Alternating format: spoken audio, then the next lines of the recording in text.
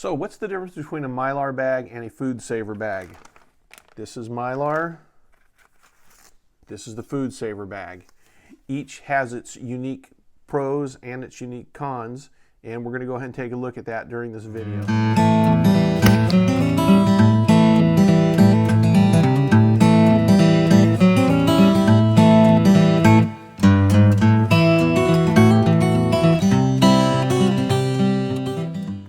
Okay, so as I said in the beginning of the video, we're going to talk about the food saver bag and the Mylar bag. Make sure you stick around to the end of this video. I'm going to show you a little trick that I learned to where you can use your Mylar bag with your food saver machine and help get the air out of your Mylar bags. It's a great little trick to use. So let's get into it. Food saver bag.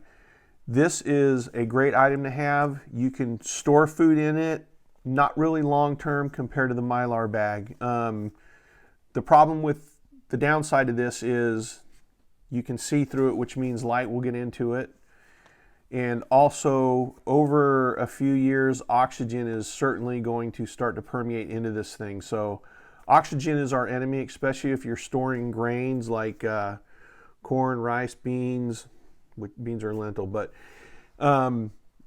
you can keep it stored, but if you don't have it in a cool, dark, dry place, eggs inside of your grains or your lentil or legumes are gonna hatch, and you're gonna have bugs in it. Now, the bugs aren't gonna kill you. It's actually a little free protein if you don't mind, but most of us don't want to eat bugs, so you don't really want to store long term in this. Is it great for other things? Certainly is. Storing meat in your freezer, you can't beat it compared to using a freezer Ziploc bag. This will certainly extend the life of your food probably a good 6 months, if not longer. So that's the perfect use for these things. They're a really good item. We use them all the time. You can see in these pictures, I have meat that is vacuum sealed when we went to the butcher yesterday. And they'll go in the freezer and they'll be as fresh as the day we got them. It's great. We love it. We do fish, we do beef, we do chicken, poultry, venison, everything. If it goes in the freezer, goes in the Ziploc. We've even put vegetables in there. So that's the freezer bag. Oh, one last thing. So if you're going out on a hike and you want to use a map, which I highly suggest. If you don't know how to use a map, learn how to use a map and carry a map with you. But if you're going to be operating or hiking in a small area or scouting out an area smaller and you have a topographical map, you literally can laminate your map and put your map in here, vacuum seal it, and it's going to be waterproof. Not going to be a big, huge area, but you can definitely do that. Now, the Mylar bags. This is the puppy for long-term storage. They come in all different sizes.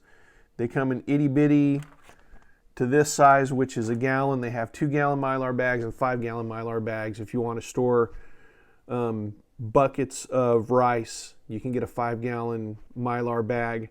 I'm not going to make a video of that because we don't use 5-gallon buckets for rice or beans. We have everything in gallons, gallon bags. Excuse me. So if you use this, a couple good things are going to happen.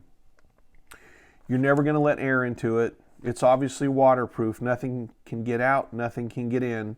You do have to store them in a food grade bucket for long term, because if you have rodents, which every house on this planet can get a rodent in it, no matter what you think, you can get a little field mouse or a rat in your house and they will eat through it. So that's kind of a downside to the Mylar bags, but if you have it in a bucket or a bin like we have all of our food, you'll be safe. Now, as I said at the beginning of the video, there's a little trick you can use this Mylar bag to, let me back up, I'm getting ahead of myself. You can use a vacuum sealer with your Mylar bag. Now, let me go back to the vacuum sealer bag. This side is clear right here. This side has little bumps on it. These are air bumps. And this allows the vacuum sealer to suck the air out of your bag. This is completely smooth. You can't get any air out of this thing with the vacuum sealer machine.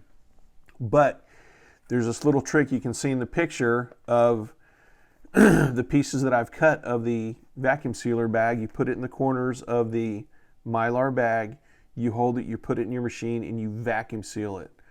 And here's the trick to this. Once you get the air out and the machine goes to seal it, it will not seal the Mylar bags. It'll seal like a 2 or 3 mil Mylar bag, but it may not.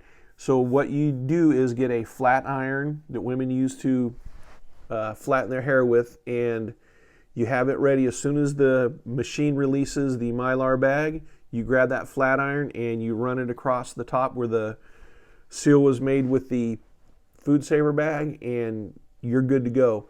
As you can see in this picture, I have something stored in the Mylar bag.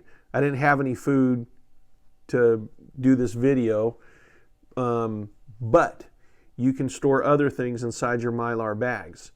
Anything pretty much you want. As you see on the top of the bag, there's some numbers written on it. You can kind of guess what it is, but there's lots of uses for Mylar bags. They're a great item to have. They cost a little bit more than these do, but it's an investment well worth it. And the way things are going right now, get your food stored in a Mylar bag. Also, let me back up. So if I'm using a Mylar bag and I am not using the vacuum sealer, because I don't vacuum seal everything I have with in Mylar bags, you get oxygen absorbers. I'll put a link in the description below to Emergency USA or USA Emergency, and it will tell you what size oxygen absorber you need to put inside your Mylar bag to absorb all the air so you don't have any bugs growing in your food.